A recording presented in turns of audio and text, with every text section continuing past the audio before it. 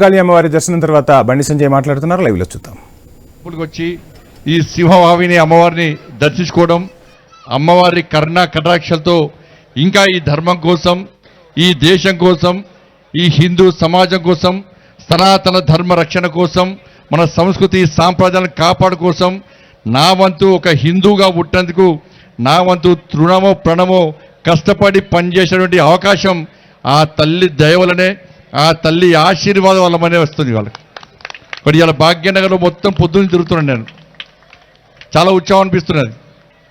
ఎందుకంటే సింహవాహిని అమ్మవారి దయ వల్ల, భాగ్యలక్ష్మి అమ్మవారి కరుణా కటాక్షల వల్ల ఏ కష్టం వచ్చినా, ఏ ఇబ్బంది వచ్చినా భాగ్యలక్ష్మి అమ్మవారిని తలుచుకుంటే మన కష్టాలు తొలగిపోతాయని ఒక నమ్మకం.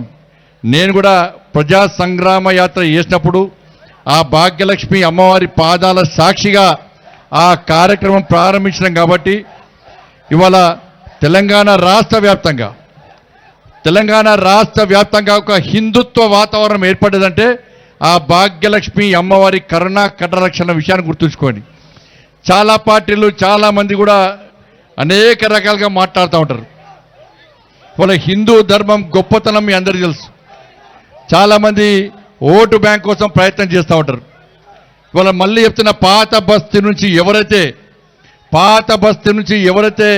ఇక్కడ టెర్రరిస్టు బాంబులకు భయపడి, ఇక్కడ జిహాదీ ఉగ్రవాదుల యొక్క ఆగడాలు అరాచకాలకు భయపడి ఇక్కడ నుంచి వెళ్ళి ఇతర ప్రాంతాల్లో ఉంటున్నారో, మళ్ళీ నేను అప్పీల్ చేస్తున్నా, ఈ సింహవాహిని అమ్మవారి సాక్షిగా నేను చెప్తున్నాను, ఆ భాగ్యలక్ష్మి అమ్మవారి పాదాల సాక్షిగా చెప్తున్నా, మీరందరూ తిరిగి రండి, పాత బస్తీకి రండి. మిమ్మల్ని హిందూ సమాజాన్ని కాపాడుకునే బాధ్యత ఇవాళ మేం తీసుకుంటాం.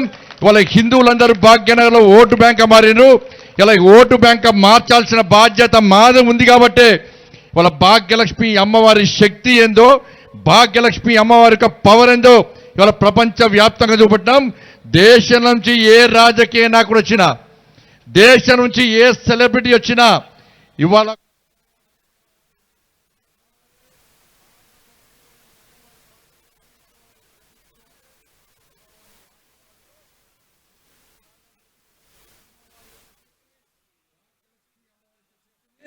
ఇలా దేశవ్యాప్తంగా చాటింపజేసామంటే అది హిందూ సమాజం యొక్క గొప్పతనం. అరే హైదరాబాద్ ఓల్డ్ సిటీలో పాత బస్తీకి రావాలంటే కాశాపు జెండా పట్టాలంటే భయపడే పరిస్థితి. అటువంటి పరిస్థితుల్లో ఇవాళ భాగ్యలక్ష్మి గుడి దగ్గరనే ఎవరికి భయపడకుండా, ఎవరి అనుమతి లేకుండా, ఇది ఎవరి జాగిరి కాదు, ఈ పాత బస్తీ హిందువుల జాగిరి, ఈ భాగ్యనగర్ హిందువుల అడ్డా అని చెప్పి ఇవాళ భాగ్యలక్ష్మి అమ్మవారి పాదాల ముందు జై శ్రీరామని గర్జించిన సమాజం నా హిందూ సమాజం. అందుకే మళ్ళీ చెప్తున్నా, ఈ తెలంగాణ రాష్ట్రంలో రాజకీయ పార్టీలన్నీ వాళ్ళ మైనార్టీలో ఎందుకు మాట్లాడుతున్నంటే, ఇది ఒక వేదిక, వాళ్ళ అమ్మవారి పండుగ. ఈ పండుగ సందర్భంగా మీరందరూ ప్రతిజ్ఞ తీసుకోవాలి, ప్రతిన ఉండాలి, ఒక సంకల్పం తీసుకోవాలి. ఇలా అన్ని రాజకీయ పార్టీలు ఒక వర్గం కోసం ప్రయత్నం చేస్తున్నాయి. 12% ఉన్న వర్గం ఓట్ల కోసం కక్కుర్తి పడుతున్నాయి. కానీ 80% ఉన్న హిందువుల ఓటు బ్యాంక్ మారరు. హిందువులందరూ గంపగుత్తగా ఓట్లేయని చెప్పి ఒక చెడు ఆలోచన ఈ రాజకీయ పార్టీలో ఉన్నప్పుడు ఇలా హిందూ సమాజం ఏం చేయాలో ఒక్కసారి ఆలోచించండి. ఏం చేస్తే బాగుంటుందో ఆలోచించండి. ఏం చేస్తే మన రాజ్యం వస్తుందో ఆలోచించండి. ఏం చేస్తే ఈ తెలంగాణ రాష్ట్రంలో హిందూ రాజ్యం, హిందువులు ఓటు బ్యాంక్ గా మారి రామరాజ్యం వస్తుందో ఒక్కసారి ఇలా ఆలోచించాల్సిన బాధ్యత ఇవాళ భాగ్యనగర్ లో ఉన్న తెలంగాణ రాష్ట్రంలో హిందూ సమాజం. ఎంత దౌర్భాగ్యం అని ఇలా భాగ్యనగర్ లో 2 పార్టీల నాయకులే ప్రోటోకాల్ కోసం ప్రయత్నం కొట్టాడుకుంటున్నారు. నేను ఇలా గుళ్ళని తిరుగుతున్నా, ఏ గుళ్ళకు పోయినా మాకు హారతిస్తలేరు, మాకు కుప్పకు స్వాగతం పలుకుతారు అని చెప్పి 2 పార్టీల వాళ్ళు కొట్టాడుకుంటున్నారు ఏడవైనా కూడా. కానీ మేము కొట్టాడేది ప్రోటోకాల్ కోసం కాదన్నా. ఇవాళ భారతీయ జనతా పార్టీ ప్రభుత్వం తెలంగాణ రాష్ట్రంలో ఏర్పడితే ఈ పాత బస్తీలో ఉన్న ప్రతి దేవాలయానికి ప్రత్యేక నిధులిచ్చి గల్లీలో పాత బస్తీ గల్లీలో దేవాలయాన్ని నిర్మించే బాధ్యత ఇలా మాగుతుంది. ఇక్కడ ఏ పండుగ చేయాలని కూడా వీళ్ళను పైసలు అడుక్కొని ఉత్సవాలు చేసుకునే పరిస్థితి ఈ తెలంగాణ రాష్ట్రంలో వచ్చిందంటే హిందువుల బతికేందో ఒక్కసారి వచ్చిన అయ్యా బాంచన్ మేము జాతర చేసుకుంటాం, అయ్యా బాంచన్ మేము బోనాలు చేసుకుంటాం, అయ్యా బాంచన్ మేము గణేష్ నవరాత్రి ఉత్సవాలు చేసుకుంటాం, అయ్యా బాంచన్ హనుమాన్ జయంతి ఉత్సవాలు చేసుకుంటాం, మాకు పైసలు ఇయ్యా అని చెప్పి ప్రభుత్వాలను అడుక్కునే పరిస్థితి రావడం ఎంత సిగ్గుచేటో ఒక్కసారి ప్రతి హిందూ భాగ్యంలో ఉన్న ప్రతి హిందువు ఇలా గుండె మీద చేసుకుని ఆలోచించాడన్న.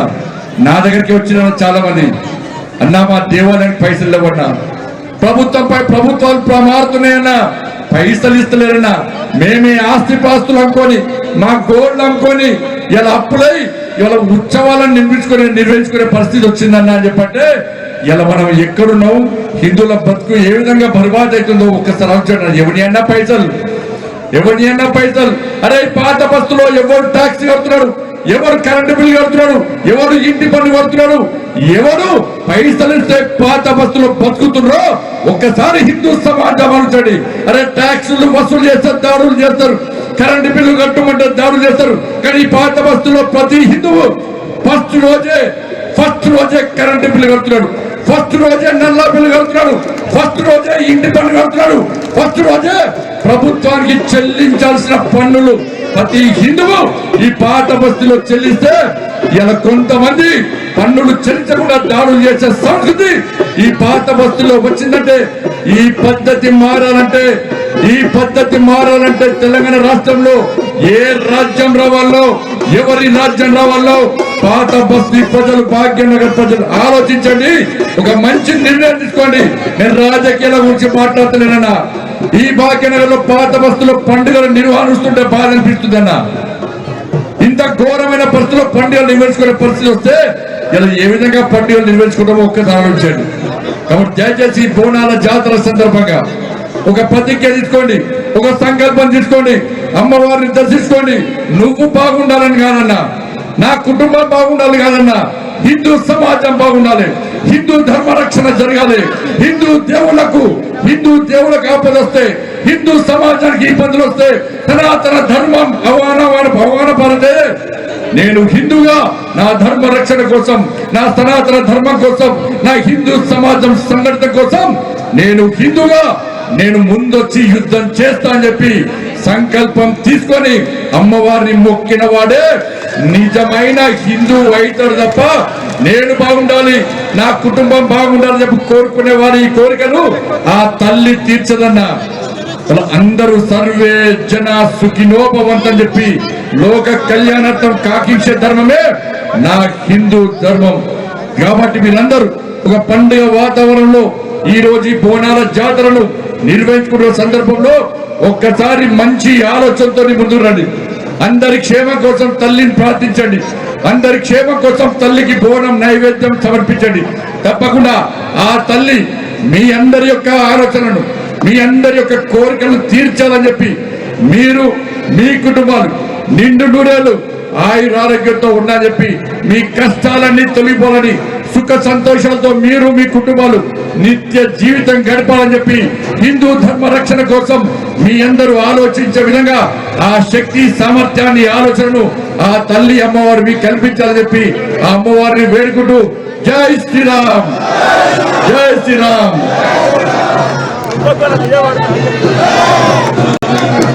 చాలా అద్భుతమైన ప్రసంగం. మన కేంద్ర హోంశాఖ సహాయ మంత్రులు బండి సంజయ్ అన్న గారికి దేవాలయ కమిటీ అధ్యక్షులు మారుతి యాదవ్ గారు సత్కరిస్తా ఉన్నారు.